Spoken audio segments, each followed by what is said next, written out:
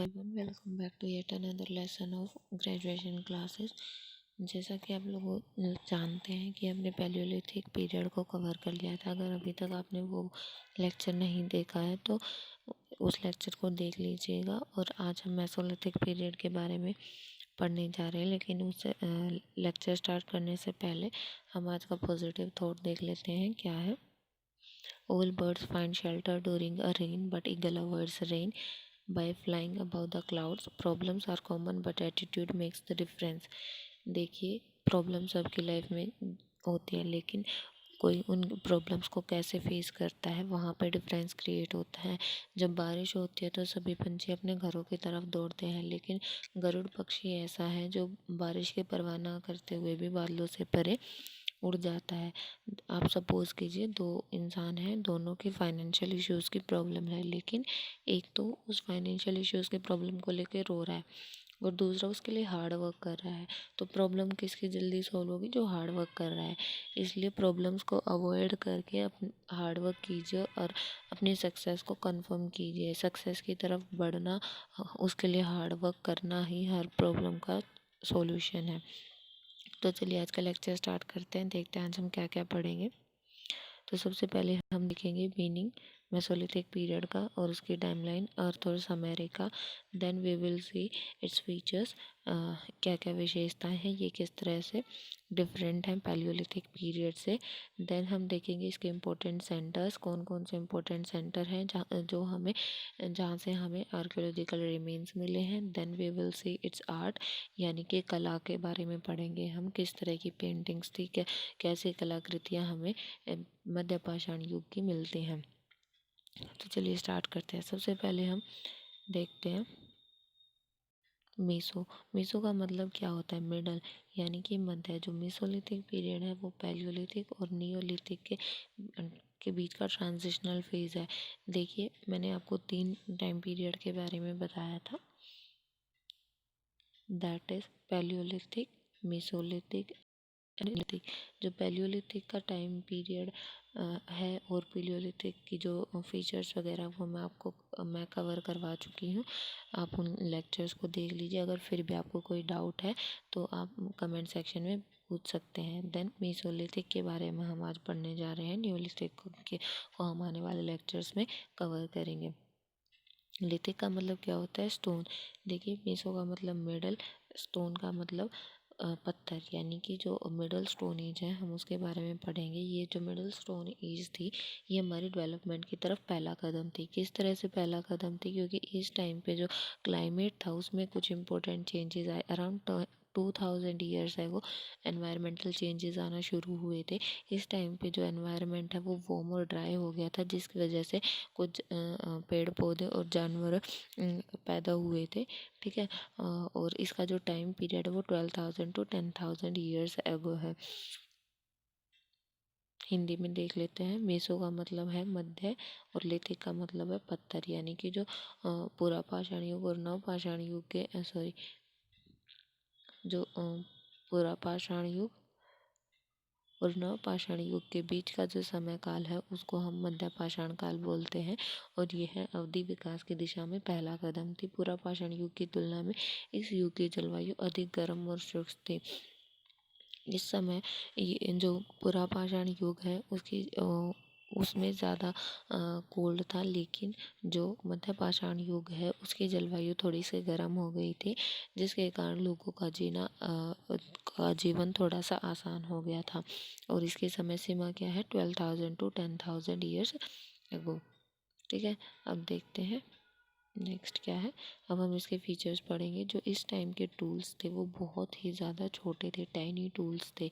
ठीक है, और जो पत्थर यूज़ होता था वो क्वार्ट्स होता था, QUARTZ, quartz.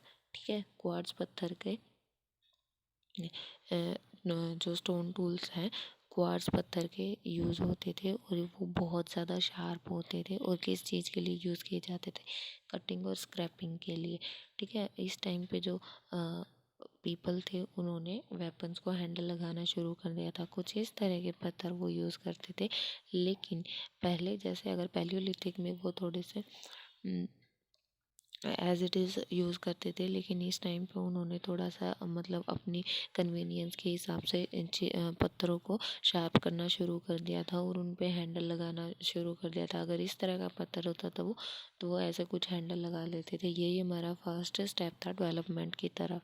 Then we will see houses. Houses क्या थे, कैसे थे, जैसे पैलियोलिथिक पीरियड में वो किस तरह के घरों में रहते थे। या तो नेचुरल केव्स में रहते थे, ठीक है, या फिर कोई माउंटेन के फ्लैट सरफेसेस पे रहते थे। नोमैडिक लाइफ वो भी जी रहे थे, लेकिन इस टाइम पे उन्होंने क्या कर दिया था, जो रिवर बैंक्स है उनके आसपास हट्स बनाना शुरू कर दिया था। देखिए ये हमारा साउथ का पोर्शन है, south India. Then this portion is Gujarat. यहाँ पे नर्मदा रिवर है, ठीक है। नर्मदा के आसपास हमें रिमेन्स मिले हैं, जिससे हमें पता चलता है कि उस टाइम के लोग किस तरह के वेपन्स यूज़ करते थे या स्टोन्स यूज़ करते थे। इस टाइम के पे जो इंसान थे उन्होंने ग्रुप्स में रहना शुरू कर दिया था। अब हिंदी में देख लेते हैं विशेषताएं क्या थी। उपकरण थे जो, वो बहुत ही माइक्रोलिथ या छोटे होते थे, तेज होते थे, काटने और कुरचने के काम आते थे। लेकिन इस टाइम पे क्या डिफरेंस हो गया था हथियारों में, इस टाइम पे हैंडल लगना शुरू कर दिया था, ठीक है। किस तरह के घरों में रहते थे वो, खाना बदोश जीवन जीते थे, पहाड़ों की सपाट सतह पर रहते थे। लेकिन अगर पहले वो पहाड़ों की सपाट सतह पे रहते थे, लेकिन अब वो झोपड़ी बनाकर नदियों के किनारे रहने लगे थे, जो उनकी झोपड़ियाँ घास की बनी होती थी और समूहों में उन्होंने रहना शुरू कर दिया था। अब हम देखते हैं आगे उनका खान पान कैसा था, ड्रेसेस और रिलीजियस बिलीफ कैसे थे। जो उनका खान पान था वो ईट फ्लैश ऑफ एनिमल्स, यानी कि जानवरों का मांस खाते थे। बड़े बड़े जानवरों का वो शिकार करते थे, जैसे कि भैंस, बैल, भेड़, बकरी, ठीक है, और फिश और वेजिटेबल्स को भी वो खाते थे। रॉ फूड वो ज़्यादा खाते थे। देन ड्रेसेस पैलियोलिथिक पीरियड में वो ट्रीज़ के लीव्स को यूज़ करते थे अपनी बॉडी को कवर करने के लिए। लेकिन इस टाइम पे उन्होंने एनिमल्स की स्किन या फिर बार्क ऑफ ट्रीज़ को यूज़ करना शुरू कर दिया था अपनी बॉडीज़ को कवर करने के लिए। इस टाइम के जो पीपल थे उन्हें ऑर्नामेंट्स यानी कि ज्वेलरी बहुत पसंद थी। और ये ज्वेलरी किस चीज़ की बनी होती थी, ये ज्वेलरी बनी होती थी या तो स्टोन्स की बनी होती थी या फिर बोन्स ऑफ एनिमल्स की बनी होती थी। देन उनका रिलीजियस बिलीफ कैसा था, पैलियोलिथिक पीरियड में वो क्या करते थे, थंडर और लाइटनिंग की वो पूजा करते थे, वर्शिप करते थे उनकी, ठीक है। लेकिन इस टाइम पे उन्होंने क्या करना शुरू कर दिया था, जो उनका कोई प्रियजन मर जाता था तो उनको पूरे विधि विधान के साथ उन्होंने बरेड करना शुरू कर दिया था, यानी कि दफनाना शुरू कर दिया था। अब एक बार हिंदी में देख लेते हैं।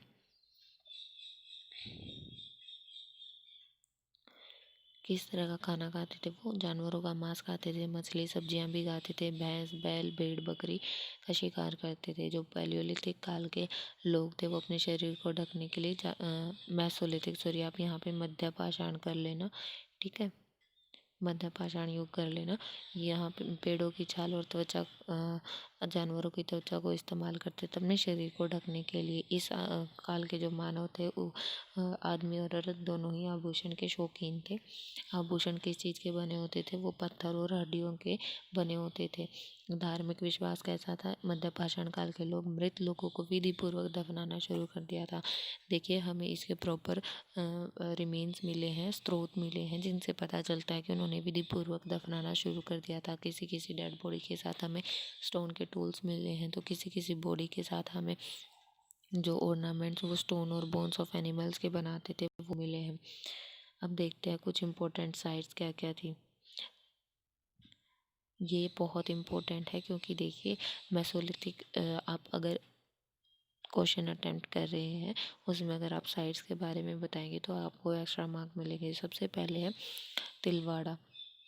ये तिलवाड़ा कहाँ पे है, ये है राजस्थान में, राजस्थान में है तिलवाड़ा। मैं अच्छे से लिख देती हूँ, अगर आपको ये पेंसिल का लिखा हुआ नहीं दिख रहा तो फर्स्ट है हमारा, आप स्क्रीनशॉट ले लीजिएगा, तिलवाड़ा, ठीक है। ये बाड़मेर डिस्ट्रिक्ट में है राजस्थान के, ठीक है, राजस्थान के डिस्ट्रिक्ट में है। यहाँ से हमें क्या मिला है, यहाँ जब हमने खुदाई की है तो 2 फेजेस में मिले हैं। फर्स्ट फेजेस में क्या मिला है, माइक्रोलिथ्स यानी कि छोटे छोटे टूल्स मिले हैं, ठीक है। मैंने बताया था ना कुछ इस तरह के सॉरी, कुछ इस तरह के वो टूल्स इस्तेमाल करते थे, वो मिले हैं। देन जो सेकंड फेज़ है उसमें हमें मिले हैं व्हील की पॉटरी मिली है, ठीक है। और जो ये वेस्टर्न मोस्ट साइट है कि देखिए 4 डायरेक्शन होती हैं, आप लोगों को पता होगा 4 डायरेक्शन है, ईस्ट, वेस्ट, नॉर्थ, साउथ। तो जो तिलवाड़ा है ये वेस्टर्न मोस्ट साइट है, ठीक है। और यहाँ पे हमें सर्कुलर अरेंजमेंट मिली है स्टोन्स की, कुछ इस तरह के सर्कल में स्टोन्स मिले हैं लगे हुए, ठीक है। और दूसरा फिर हमें क्या मिला है, यहाँ से हमें मिले हैं कुछ बोन्स मिली हैं, या फिर जो इससे ये पता चलता है कि ये स्टोन वर्किंग साइट्स थी। देखिए जैसे ये स्टोन मिले हैं ना सर्कुलर शेप में, इनसे पता चलता है कि ये मे बी कोई स्टोन वर्किंग साइट हो सकती है। नेक्स्ट है हमारा बागोर, ये भी राजस्थान में ही है। जो सेकंड लोकेशन है वो है बागोर, ये राजस्थान के भीलवाड़ा डिस्ट्रिक्ट में है। और ये एक ऐसी इम्पोर्टेंट साइट है जो फर्स्ट मतलब one of the best documented site है। यहाँ पे 3 ऑक्यूपेशनल लेवल के बारे में हमें पता चलता है, क्या क्या, मेसोलिथिक पीरियड के बारे में हमें पता चलता है, देन चालियोलिथिक पीरियड के बारे में हमें पता चलता है। दूसरा हमें यहाँ से एविडेंस मिले हैं, कुछ माइक्रोलिथ्स के भी एविडेंस मिले हैं। जो माइक्रोलिथ्स मिले हैं वो किस चीज़ के बने होते थे, जो माइक्रोलिथ्स मिले हैं वो हैं क्वार्ट्ज के, ठीक है, क्वार्ट्ज के हैं और शर्ट के हैं, CHERT शर्ट के बने हुए हमें मिले हैं स्टोन टूल्स या माइक्रोलिथ्स बोल सकते हैं। दूसरा हमें यहाँ से ज्योमेट्रिक माइक्रोलिथ्स काफ़ी सारे मिले हैं, कुछ ट्रायंगुलर शेप टाइप हमें माइक्रोलिथ्स मिले हैं। दूसरा यहाँ पे हमारे जो घर हैं उनके जो फ्लोर्स हैं, मतलब जो रिमेन्स मिले उनसे ऐसे पता चलता है कि जो घरों के फ्लोर हैं उनमें शायद स्टोन स्लैब्स का यूज़ हुआ होगा। यहाँ पे भी हमें सर्कुलर अरेंजमेंट मिली है स्टोन्स की। देन है हमारा लालगंज, ये महाराणा डिस्ट्रिक्ट में है गुजरात के, ठीक है। लालगंज आप देख सकते हैं, फिर भी मैं आपको लिख के बता देती हूँ। लालगंज गुजरात के महाराणा डिस्ट्रिक्ट में है। यहाँ से हमें क्या मिला है, ये इसको काफ़ी मतलब इसको बहुत एक्सटेंसिव स्टडी की है आर्कियोलॉजिस्ट ने। जो ऑक्यूपेशनल स्ट्रक्चर है ना यहाँ का, उसको हमने 3 पीरियड में डिवाइड किया है। और यहाँ से हमें क्या क्या मिला है, माइक्रोलिथ्स और कुछ ब्यूरियल साइंस भी मिले हैं, या ब्यूरियल लोकेशन भी हमें प्राप्त हुई है। देन हमें मिले हैं बोन्स ऑफ वाइल्ड एनिमल्स, ठीक है। और कुछ हमें पोट भी मिले हैं यहाँ से, ठीक है। देन यहाँ से कुछ 14 ह्यूमन स्केलेटन्स मिले हैं जिनके फोरहेड पे कट्स हैं, ठीक है। 14 ह्यूमन स्केलेटन मिले हैं जिनके फोरहेड पे कट है। और दूसरा ये एक मतलब ये हमें हड़प्पन सिविलाइजेशन के बारे में भी थोड़ी थोड़ी हिंट देता है। नेक्स्ट वन इज़, ये जो दोनों है ये गुजरात में ही है। First one is Loteshwar and the second one is Ratanpura, ठीक है, रतनपुरा। ये दोनों भी मेसोलिथिक साइट हैं जो कि गुजरात में है। ये पाटन डिस्ट्रिक्ट में है गुजरात के। और ये हमें क्या, ये दोनों साइट्स कल्चरल पीरियड के बारे में बताती है। One is Mesolithic and the second one is Chalcolithic, ठीक है। और दूसरा ये क्या, यहाँ से हमें मिले हैं कुछ ज्योमेट्रिक और नॉन ज्योमेट्रिक, ठीक है। नॉन ज्योमेट्रिक माइक्रोलिथ्स हमें यहाँ से मिले हैं और ग्राइंडिंग टूल्स भी मिले हैं जिनसे पता चलता है कि जो मेसोलिथिक पीरियड के पीपल हैं वो किस तरह के स्टोन्स यूज़ करते थे। नेक्स्ट हम देखते हैं किस तरह की आर्ट थी। देखिए जो आर्ट फॉर्म है वो पीपल आर्ट फॉर्म के थ्रू अपनी फीलिंग्स को बयान करते हैं। आर्ट एक ऐसा साधन थी जिससे वो अपनी डे टू डे एक्टिविटीज़ को रिकॉर्ड कर सकते थे। उनका एक विजुअल रिकॉर्ड बन गया था। उन्हें पता चलता था कि वो डेली क्या काम करते हैं। अगर कोई चीज़ उन्हें कुछ ज़्यादा ही पसंद आई तो वो उसकी पेंटिंग बना देते थे। लेकिन पैलियोलिथिक पीरियड आते आते पेंटिंग में क्या क्या चेंजेस हुए। थीम्स तो मल्टीपल ही थी, जैसे डांसिंग, गैदरिंग, ये थीम्स तो मल्टीपल थी, लेकिन जो पेंटिंग्स का साइज़ था वो छोटा हो गया था। हंटिंग सीन्स सबसे ज़्यादा देखने को मिले हैं हमें मेसोलिथिक पीरियड की पेंटिंग्स में, जिसमें कि कई सीन्स में ऐसे बताया गया है कि कुछ ग्रुप्स में शिकार हो रहा है, कुछ के पास हथियार हैं जैसे कि स्पीयर्स वगैरह हैं, पॉइंटेड स्टिक्स हैं, एरोज एंड बोन्स हैं, पॉइंटेड स्टिक्स, कुछ इस तरह की पेंटिंग्स बनाई गई हैं जिनसे पता चलता है कि हंटिंग सबसे ज़्यादा मेसोलिथिक पीरियड में होती थी। और कुछ पेंटिंग्स में क्या दिखाया गया है कि जो मेसोलिथिक मैन है ना, उसको ट्रैप्स और स्नेयर्स के साथ दिखाया गया है। ट्रैप्स यानी कि बड़े बड़े जाल के साथ दिखाया गया है जिनको मे बी वो एनिमल्स को कैच करने के लिए यूज़ करते हों। आप देख रहे हैं जैसे कि पैलियोलिथिक पीरियड में इतना ज़्यादा उनके वेपन्स में हमें वैरायटी नहीं मिलती, लेकिन मेसोलिथिक पीरियड आते आते उनके जो वेपन्स है वो शार्प हो जाते हैं। अभी वो ट्रैप्स का भी यूज़ करने लग जाते हैं एनिमल्स को कैच करने के लिए। देन मेसोलिथिक पीरियड के जो पीपल हैं उनको एनिमल्स को पेंट करना बहुत अच्छा लगता था। कुछ में उनकी एनिमल्स की टेंडरनेस को दिखाया गया है, कुछ में एनिमल्स के का जो अ, अ, अलग बिहेवियर है वो डिपिक्ट किया गया है। कुछ में तो एनिमल्स इंसान का पीछा कर रहे हैं, यानी कि मे बी वो बड़े एनिमल्स हो सकते हैं जो इंसान का पीछा कर रहे हैं अगर वो उनका शिकार कर रहे थे तो। और कुछ में दिखाया गया है कि जो मैन है वो एनिमल्स को चेज़ कर रहा है, ठीक है, मतलब शिकार करने के लिए। देन जो एनिमल्स है उनको नेचुरलिस्टिक स्टाइल में पेंट किया गया है, जो उनका नेचुरल स्टाइल था उसी में पेंट किया गया है। लेकिन जो ह्यूमंस हैं उनको एक स्टाइलिस्टिक मैनर में डिपिक्ट किया गया है। आप हिंदी में देख लेते हैं। जो मेसोलिथिक यानी कि मध्य पाषाण काल की पेंटिंग थी, इनके विषय तो कई थे लेकिन आकार इनका छोटा हो गया था। कुछ दृश्य क्या दिखाते हैं, कुछ दृश्य तो ये दर्शाते हैं कि लोग समूहों में शिकार कर रहे थे। उनके पास क्या क्या हथियार थे, कांटेदार भाले, नुकीली छड़े, तीर और धनुष से वो लैस होते थे। और तब वो जानवरों का शिकार करने के लिए निकलते थे। लेकिन कुछ चित्रों में क्या दिखाया गया है, सांप दिखाए गए हैं, जाल दिखाए गए हैं जिनका इस्तेमाल वो शायद जानवरों को पकड़ने के लिए करते थे। देन जो मध्य पाषाण काल के कलाकार हैं उनको जानवरों को चित्रित करना बहुत पसंद था। कुछ चित्रों में जानवर उनका पीछा कर रहे हैं और कुछ चित्रों में पुरुषों द्वारा जानवरों का पीछा किया जा रहा है। जो जानवर हैं उनको प्राकृतिक शैली में चित्रित किया गया है, लेकिन मनुष्यों को शैलीगत तरीके से चित्रित किया गया है, ठीक है, स्टाइलिस्टिक मैनर, ठीक है। मेसोलिथिक पीरियड हमारा कवर हो गया है।